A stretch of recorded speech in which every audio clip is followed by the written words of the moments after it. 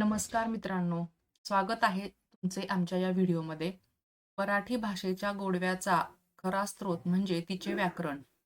आज आपण व्याकरणातील एक अत्यंत महत्त्वाचा आणि साहित्यिक सौंदर्याला अधोरेखित करणारा विषय पाहणार आहोत. तो म्हणजे रस. रस हे 9 प्रकारचे आहेत. रस म्हणजे साहित्याचा आत्मा. कवी किंवा लेखक जेव्हा आपल्या भावनांना शब्दरूप देतो, तेव्हा त्या शब्दातून प्रेक्षकांच्या मनात जी अनुभूती निर्माण होते, तिलाच रस असे म्हणतात. आजच्या या व्हिडिओमध्ये आपण रसांचे प्रकार, त्यांची उदाहरणे आणि मराठी साहित्यामध्ये त्यांचा कसा उपयोग केला जातो, हे सोप्या भाषेतून समजून घेणार आहोत. तत्पूर्वी तुम्ही आमच्या व्हिडिओला लाईक करा, चॅनलला सबस्क्राईब करा आणि हा व्हिडिओ जास्तीत जास्त प्रमाणात शेअर करा. सगळ्यात महत्त्वाचं म्हणजे व्हिडिओ शेवटपर्यंत पहा, जेणेकरून तुम्हाला 9 रसांची उदाहरणे, त्याचे प्रकार आणि मराठीमध्ये त्याचा कसा वापर केला जातो याबद्दल माहिती मिळेल. चला तर मग आपण रस हा मराठी व्याकरणातील एक विषय आहे किंवा भाग आहे, तो अभ्यासूयात. रस. सर्वात आधी आपण रसांची व्याख्या बघूयात. रस म्हणजे काव्याचा प्राण. काव्यातून वाचक किंवा श्रोत्याच्या मनात जी भावनिक अनुभूती निर्माण होते, तो म्हणजे रस होय. तर रसामध्ये पहिला रस येतो, तो आहे शृंगार रस. शृंगार रसामध्ये स्त्री-पुरुषांना एकमेकांबद्दल वाटणाऱ्या प्रेमातून, आकर्षणातून या रसाची निर्मिती होते. तर शृंगार रसामध्ये त्याची उदाहरणे जी आहेत ती आहेत, "असे तुझ्याशी बोलावे हे ठरवूनी आलो मनात काही, आणिक तुझी ह्या नेत्री दिसले बोलायाचे तसे तुलाही." शृंगार म्हणजे प्रेम, सौंदर्य, आकर्षण आणि मनाला भावणारी अनुभूती. हा रस काव्याला गोडवा देतो आणि वाचकांच्या मनात आनंदाची लहर निर्माण करतो. म्हणजेच काय तर प्रेम, सौंदर्य, आकर्षण, मिलन आणि विरह या भावनांमधून जो रस निर्माण होतो त्याला शृंगार रस असे म्हणतात. म्हणजे तिथं दिल्याप्रमाणे स्त्री-पुरुषांना एकमेकांबद्दल वाटणाऱ्या प्रेमातून, आकर्षणातून रसाची निर्मिती होते. उदाहरण तर आपण पाहिलेलंच आहे. दुसरं उदाहरण आहे, "तुम्हावरी केली मी मर्जी बहाल, नका सोडून जाऊ रंगमहाल. डोळे हे जुलमी गडे रोखुनी मज पाहू नको." अशा शब्दामधूनच या रसाची निर्मिती झालेली आहे. सहज सख्या एकदाच येई सांजेवेळी ही या रसाची उदाहरणे आहेत. या कातरवेळी पाहिजेस तू जवळी. त्याचप्रमाणे कुसुमाग्रजांच्या कवितेत सुद्धा प्रेमाचे सौंदर्य आणि विरहाची वेदना दोन्ही सुंदरपणे व्यक्त झालेली आहे. म्हणजे मराठी भाषेमध्ये या रसाचा योग्य पद्धतीनं वापर झालेला दिसून येतो. तुझ्या भेटीची आस धरुणी मन माझे व्याकुळ झाले. अशा ओळी वाचकांच्या मनामध्ये शृंगार रसाची निर्मिती करतात. तर अशा पद्धतीनं हा शृंगार रस जो आहे, त्या शृंगार रसांमधून एकमेकांना वाटणारे प्रेम, आकर्षण, विरह याची निर्मिती होते किंवा ह्या भावना व्यक्त केल्या जातात. पुढचा रस आहे वीर रस. त्याच्या नावामध्येच आपल्याला दिसून येत आहे, की वीर रस म्हणजे काय असेल? तर पराक्रम, शौर्य, धीरोदात्त प्रसंग यांच्या वर्णनातून वीररस निर्माण होतो. शौर्य, पराक्रम, युद्ध, संकटाचा सामना करण्याची तयारी या भावनांमधून जो रस निर्माण होतो त्याला वीर रस असे म्हणतात. उदाहरणार्थ, साममंत्र तो सरे, रणाची नौबत आता धडधडते, रक्त आपुल्या प्रिय आईचे शुभ्र हिमावर ओघळते. गरजा जय जयकार, क्रांतीचा गरजा जय जयकार अशा वाक्यामधून ह्या वीररस निर्माण झालेला दिसून येतो. उठा राष्ट्रवीर हो, सज्ज व्हा, उठा चला. जसं की छत्रपती शिवाजी महाराजांच्या युद्धवर्णनात वीर रस स्पष्ट दिसून येतो. गड आला पण सिंह गेला या वाक्यातील भावनांमध्ये शौर्य आणि त्यामागची अनुभूती दिसते. संत तुकाराम महाराजांनी अन्यायाविरुद्ध उभे राहण्याची प्रेरणा दिली, त्यातही वीर रस आपल्याला दिसून येतो. म्हणजेच काय तर वाचकांच्या मनात धैर्य जागृत होते, संकटाचा सामना करण्याची प्रेरणा मिळते आणि आत्मविश्वास वाढतो आणि समाज हितासाठी कार्य करण्याची भावना निर्माण होते. तो म्हणजे वीररस होय. वीररस हा प्रेरणेचा स्रोत आहे. शौर्य, पराक्रम आणि धैर्य या भावनांमधून तो निर्माण होतो. मराठी साहित्यामध्ये वीररसाने अनेक पिढ्यांना प्रेरणा दिलेली आहे. म्हणूनच वीररसाला उत्साहाचा रस असेही म्हटले जाते. जिंकू किंवा मरू, भारतभूच्या शत्रू संगे युद्ध आमचे सुरू अशा वाक्यामधूनच जो काही उत्साह दिसून येतो किंवा उत्साह निर्माण होतो, त्यामधून वीररस कसा निर्माण होतो हे कळतं. पुढचा रस आहे करुण रस.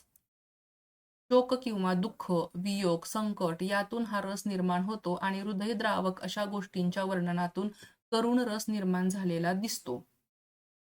उदाहरणार्थ, मला ते दगड धोंड्यातून चालवीत नेत होते, पण माझ्यात कणण्याचीही ताकद नव्हती.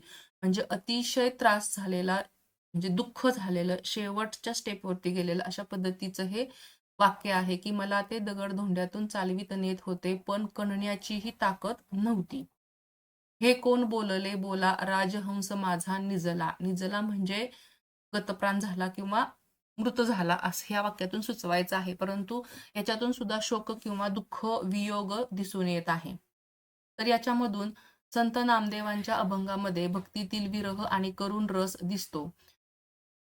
गड आला पण सिंह गेला या वाक्यातील दुःख सुद्धा आपल्याला करुण रस जागवतो आणि कुसुमाग्रजांच्या कवितेमध्ये मानवी दुःखाचे हृदयस्पर्शी चित्रण सुद्धा आढळते. अशा पद्धतीनं ही मराठी व्याकरणामध्ये किंवा जे मराठीचे काव्य आहे त्याच्यामध्ये करुण रस निर्माण झालेला दिसतो किंवा त्याचा वापर केलेला दिसतो.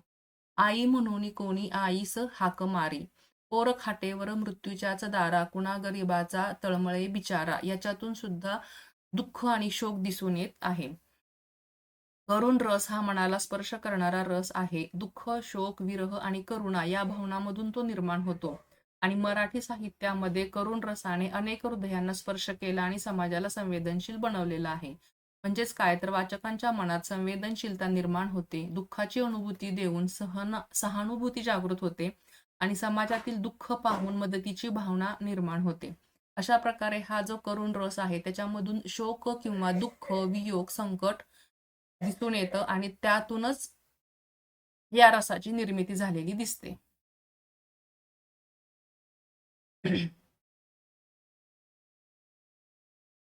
पुढचा रस आहे हास्यरस.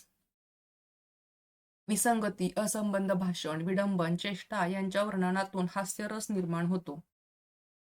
उदाहरणार्थ, परीक्षेच्या वेळी बाक मोडका असू शकतो म्हणून घरच्या खुर्चीचा पाय थोडा कापून अशा डगडगत्या खुर्चीवर तिला बसवून आम्ही आठवडाभर पेपर सोडवायला लावला. म्हणजे यामधून आपल्याला विसंगती दिसून येते किंवा विडंबन, चेष्टा दिसून येते. जसं की विनोद, खोडकरपणा, मजा, चेष्टा या भावनांमधून जो रस निर्माण होतो त्याला हास्यरस असे म्हणतात.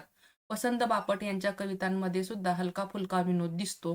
विनोदी नाटकं किंवा विनोदी कथा वाचताना हास्यरस अनुभवायला मिळतो. शालेय जीवनातील खोडकर प्रसंगाचे वर्णन हास्यरस जागवतो. परटा येशील कधी परतुनी या वाक्यातून सुद्धा आपल्याला चेष्टा किंवा विसंगती दिसून येते. हास्यरस हा आनंदाचा स्रोत आहे. विनोद, मजा आणि खोडकरपणा या भावनातून तो निर्माण होतो आणि मराठी साहित्यामध्ये हास्यरसाने वाचकांना हसवले आहे आणि जीवनातील ताणतणाव कमी केलेले आहेत. म्हणजेच काय तर वाचकांच्या मनात आनंद निर्माण होतो, तणाव कमी होतो, वातावरण हलके-फुलके बनते आणि समाजातील विसंगतीवरती विनोदी पद्धतीने प्रकाश टाकता येतो. असा हा हास्यरस आहे, ज्याच्यामध्ये विसंगती, असंबद्ध भाषण, विडंबन, चेष्टा यांचं वर्णन येतं. उपास मज लागला सखेबाई उपास मज लागला अशी काही उदाहरणं आहेत आणि ही उदाहरणं लक्षात ठेवायची आहेत कारण अशाच पद्धतीची उदाहरणं परीक्षेमध्ये सुद्धा विचारली जातात. पुढचा रस आहे रौद्र रस. अतिशय क्रोध वा चीड या भावनेतून रौद्र रस निर्माण होतो. जसं की सर्वात तीव्र, शक्तिशाली आणि संताप व्यक्त करणारा हा रस आहे रौद्र रस. अन्यायाविरुद्धची ज्वाला आणि आक्रोश हा या रस वाचकाच्या मनामध्ये निर्माण करतो. अशी भावना या रसामुळे निर्माण होते. उदाहरणार्थ, सह्यागिरीतील वनराजांनो, या कुहरातून आज पुढे रक्त हवे जर स्वतंत्रतेला रक्ताचे पडतील सडे. आणि पाड सिंहासने दुष्टती पालथी ओढ हत्तीवरुणी मत्त नृप खालती मुकुट रंकासी दे करी भूपा प्रती झाड खटखट तुझे खडग रुद्रा. म्हणजे अन्याय, अत्याचार, अपमान, शत्रूविरुद्धचा संताप या भावनांमधून हा रस निर्माण होतो. त्याला रौद्र रस असे म्हणतात. छत्रपती शिवाजी महाराजांनी अन्यायाविरुद्ध उभारलेला संताप रौद्र रसाचे उत्तम उदाहरण आहे. जय जय महाराष्ट्र माझा या गीतातील उत्स्फूर्त ओळीमध्येही अन्यायाविरुद्धचा संताप दिसतो. वाचकांच्या मनामध्ये अन्यायाविरुद्ध उभे राहण्याची प्रेरणा निर्माण होते. समाजातील चुकीच्या गोष्टीविरुद्ध लढण्याची ताकद मिळते आणि क्रोधातून सकारात्मक बदल घडवण्याची जी ऊर्जा आहे ती जागृत होते. हे या रसाचे परिणाम आहेत. तर अशा पद्धतीनं चीड, अन्याय, अत्याचार, अपमान, शत्रूविरुद्ध संताप हा या रसामधून दिसून येतो किंवा त्याची भावना निर्माण होते. भयानक रस. पुढचा रस जो आहे तो भयानक रस आहे. भीती या भावनेतून हा रस निर्माण होतो. युद्ध, मृत्यू, अपघात, आपत्ती, स्मशान इत्यादींच्या वर्णनातून भयरस आढळतो. उदाहरणार्थ, त्या ओसाड माळावर दाट सावलीच्या पिंपरणी खाली तो अगदी एकटा होता आणि रात्र अमावस्येची होती. जसं की भय, घबराट, असुरक्षितता, मृत्यूची भीती, अंधार, भूतप्रेत यासारख्या प्रसंगातून जो रस निर्माण होतो त्याला भयानक रस असे म्हणतात. ज्याच्यामध्ये भूतकथांमध्ये भयानक रस स्पष्ट दिसतो. अंधाऱ्या जंगलाचे वर्णन, विचित्र आवाज, मृत्यूची छाया यामधून भयानक रस जागवला जातो. भय इथे संपते या चित्रपटातील प्रसंगामध्ये सुद्धा भयानक रस अनुभवायला मिळतो. या रसाचा परिणाम असा की वाचकांच्या मनात भीतीची अनुभूती निर्माण होते, वातावरण भयप्रद आणि तणावपूर्ण बनते आणि साहित्यामध्ये हा रस वाचकाला कथेशी अधिक गुंतवून ठेवतो. त्यामुळे या रसाचा वापर साहित्यामध्ये केला जातो. भयानक रस हा भीतीचा आणि घबराटीचा स्रोत आहे. अंधार, मृत्यू, भूत, प्रेत, असुरक्षितता या भावनांमधून तो निर्माण होतो. मराठी साहित्यामध्ये भयानक रसाने वाचकांना भयप्रद अनुभूती दिलेली आहे. हा रस कथेला किंवा गोष्टीला अधिक प्रभावी बनवतो. म्हणजेच या उदाहरणावरून सुद्धा आपल्या लक्षात येते की त्या ओसाड माळावर दाट सावलीच्या पिंपरणी खाली तो अगदी एकटा होता आणि रात्र अमावस्येची होती. म्हणजे अमावस्येच्या रात्री तो एकटा ओसाड माळावर दाट पिंपरणीच्या सावलीमध्ये होता. म्हणजे याच्यातून आपल्याला भीती असल्याचं दिसून येतं. त्याच्यातून या भयानक रसाची निर्मिती होते. पुढचा रस आहे बीभत्स रस. किळस, वीट, तिटकारा या भावनांचे वर्णन जेथे केलेले असते तेथे बीभत्स रस निर्माण होतो. उदाहरणार्थ, "तीसी तोंड अति अमंगळ असे आधीच हे शेंबडे आणि काजळ ओघळे वरुणी हे त्यातूनही हे रहे." म्हणजे काय तर अप्रिय, घृणास्पद, विकर्षण निर्माण करणारे प्रसंग, दृश्ये किंवा वर्णन यातून जो रस निर्माण होतो त्याला बीभत्स रस असे म्हणतात. म्हणजे युद्धभूमीवरील मृतदेहांचे वर्णन ते अगदीच बीभत्स असतं. रक्त सांडलेलं असतं किंवा अंग कट झालेलं असतं, कापलेलं असतं, शरीराचे तुकडे झालेले असतात. हा युद्धभूमीवरील प्रसंग. रोग, विकार किंवा अस्वस्थतेचे वर्णन. काही भयकथांमध्ये घृणास्पद प्रसंगाचे वर्णन. तर वाचकांच्या मनामध्ये घृणा आणि नापसंतीची भावना या रसामुळे निर्माण होते. अप्रिय दृश्यामुळे अस्वस्थता जाणवते. साहित्यामध्ये हा रस वास्तवाचे कठोर चित्रण करण्यासाठी वापरला जातो. या उदाहरणामध्ये दिसत आहे की सी तोंड अति अमंगळ म्हणजे अगदीच घाणेरडं दिसणारं, त्यात आधीच हे शेंबडे म्हणजे नाक वाहत असलेलं आणि काजळ ओघळे वरुणी हे डोळ्यात घातलेलं काजळ सुद्धा सगळीकडं काळपटपणा दिसून येत आहे, गालावरून ओघळलेलं आहे. त्यातूनही हे रडे म्हणजे आणि ते रडत आहे. अशा पद्धतीचं हे विकृतीचं दर्शन किंवा किळस वाटणारं वर्णन केलेलं आहे. बीभत्स रस हा घृणेचा आणि विकर्षणाचा स्रोत आहे. अप्रिय दृश्ये, अस्वच्छता, मृत्यू किंवा विकार यातून तो निर्माण होतो. मराठी साहित्यामध्ये बीभत्स रसाने वास्तवाचे कठोर आणि अस्वस्थ करणारे चित्रण केलेले आहे. ही बोटे चघळीत काय बसले, हे राम रे लाळ ही गळे. म्हणजे बोटे चघळण्याचं वर्णन केलेलं आहे आणि त्याच्यातून जी लाळ गळत आहे त्याचं वर्णन केलेलं आहे की जे की अतिशय किळसवाणं आणि वीट आणणारं आहे. त्यातून बीभत्स रस निर्माण झालेला आहे. अद्भुत रस.